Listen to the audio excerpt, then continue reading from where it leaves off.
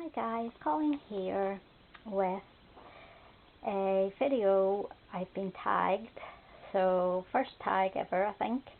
So this is the Gluebook tag 2020 and it is run by Kay over at Kay's Beautiful Struggle, and I'll link her YouTube down below, and Nicole over at relax.cut.glue tagged me and I'll put her link down below too. So this is my little list of questions to answer. This is just off to the side. So there's 10 questions and then one bonus question. So the first question is, how many glue books do you have? So these are my glue books. This one here is actually finished just. And then the other 3 are ones I'm working on. I also have an A4 one that's like a big happy planner, but I couldn't find it and I haven't worked in it in a while. I think I'm going to revamp it. So 5 altogether, which isn't too bad I don't think. The second question is, which is your favourite? So this is my favourite. There is a flip through of the completed signature glue book on my channel. So this is my favourite, although it's finished now, which is a bit sad. And then, which is your favourite page? I think the ones where I use Daphne's Diary. Let's find some of those.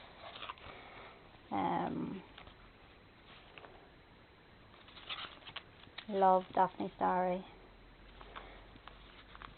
See if I can even, yes, so this is a Daphne's Diary page.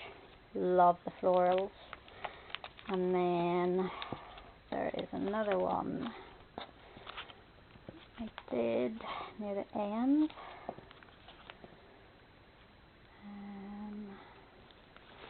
Trying to think, yes, I think this was a Daphne's Diary page. They tend to be my favourite pages. And then question 4, what are your favourite magazines to harvest? So surprise, surprise, my most favourite magazine is Daphne's Diary, and I have a subscription to this. I love it. This is an older one that I got off eBay. So I only really found Daphne's Diary about a year ago now. So I am trying to get all the sort of back issues. Another one I really like is The Simple Things. And I'm going to do a flip through of this one on my channel later, because this is the most recent up-to-date one. And then Breathe magazine. This is an older one as well that I got off eBay, and they just have loads of little gorgeous pictures in. And then if I had to pick a favourite from like normal everyday magazines, I love Prima, because it has loads and loads of cute pictures in it. I have to say I use most of Prima. So that's those. So they are my favourite magazines. Let's see what the next question is. How do you organise your images? Or how do you store them? And then how are they organised? So I use plastic envelopes.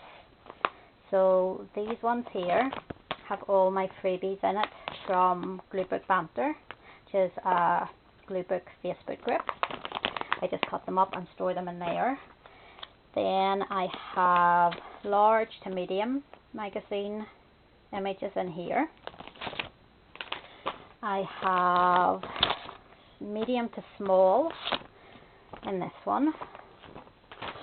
and then I have all the words, big to medium and small, in there. And I also have some plastic envelopes with kits from Etsy as well, glue book kits or collage kits. So that's how I'm storing them at the minute. Not sure if that's the best way or not, but it's how they're done at the minute. Do you plan to start a new book? If so, what size, and will it be a theme? I am planning on turning my big Happy Planner glue book. It's a collections glue book at the minute, but that's not how I store my images, and I just wasn't getting on with it.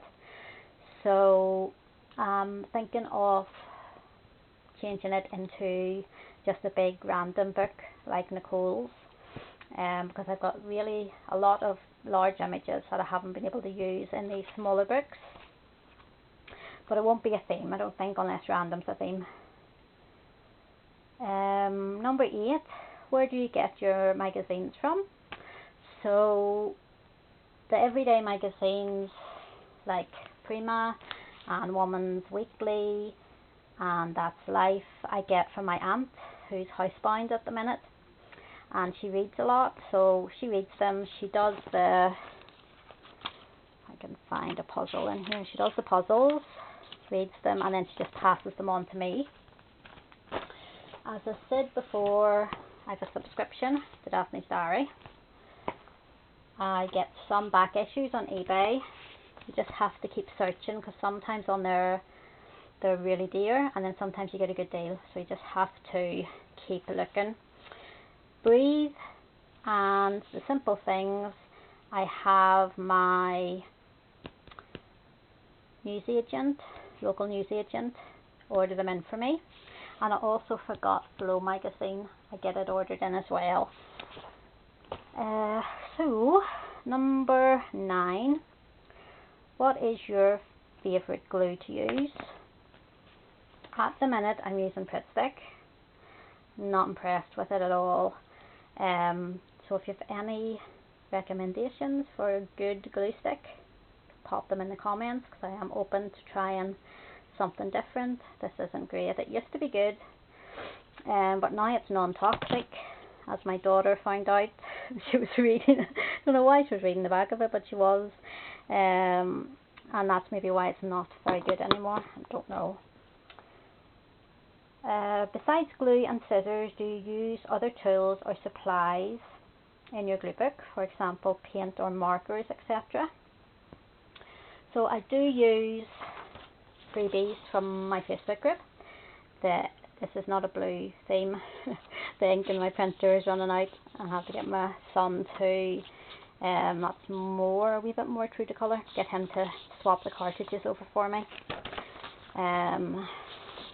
So I use freebies, and there's loads of those now. I usually put one up every other day. Sometimes I use washi tape.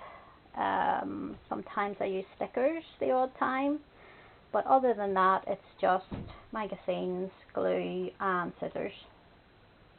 Bonus question, what advice would you give a newbie? First advice I would give is join my Facebook group, and then you will get lots of freebies to use, and the freebies are themed, so you can use your freebie just to create a page, which some of the ladies do. And sometimes what I do at the start, I did keep it themed with the freebies, so these are all freebies. So I did do just a page spread from a kit, freebie kit. And then near the end I started to cut them all up and then just randomly use some bits and pieces.